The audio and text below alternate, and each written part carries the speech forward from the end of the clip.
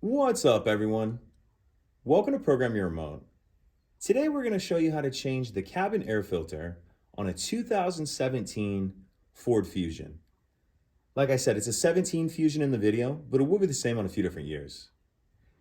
So the first thing we need to do is remove this side panel right here. I'm going to do it with a plastic trim tool. If you don't have one of these handy, you can use a flathead screwdriver. You just want to be careful because we're prying against plastic. So open the glove box and then you can get started on this panel.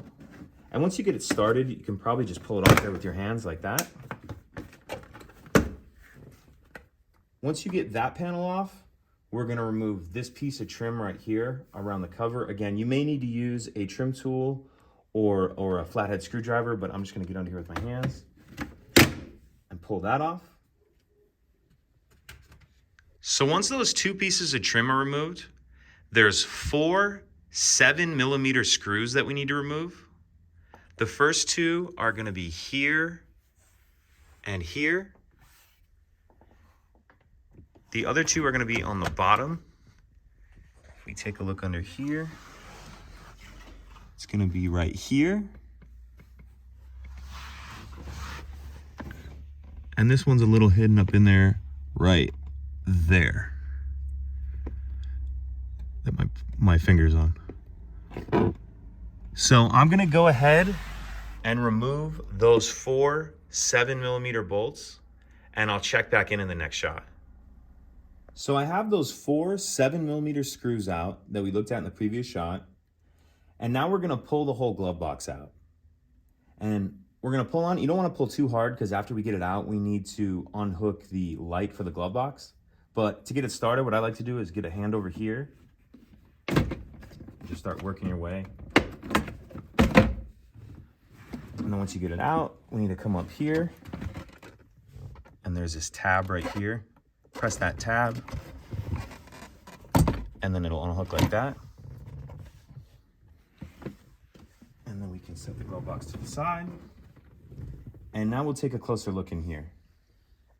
So looking at the area behind where the glove box was, we see this item right here.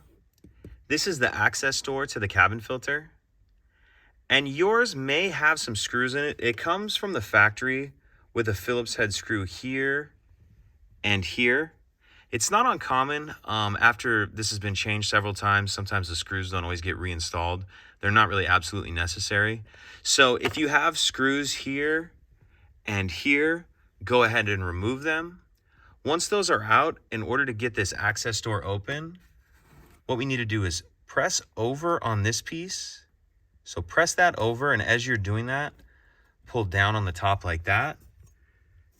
Come over here and do the same thing. As I'm pushing this way, I'm pulling down. And it's easier if you do those both at the same time. So again, just tab out on both sides, and then that door will flip down. Once you have that access door folded down, we can see our actual filter right here. And you can see this one's super dirty. I don't have this filter right now. I'm gonna have to come back to it. But when you put your new one in, make sure you have your airflow going down towards the floor of the vehicle. And once you have your new filter installed, you'll reverse everything we just did to close it up. Snap that access door back on. If you have those 2 screws, you can throw those back in. Then you'll bring your glove box back over, hook up the glove box light, and then slide the whole glove box assembly back into place. Put those 4 7mm screws back in, and then snap on those 2 trim pieces. If you have any questions, please let me know. If you could take a second to like and subscribe, it helps us out, and I'd appreciate it. Thank you.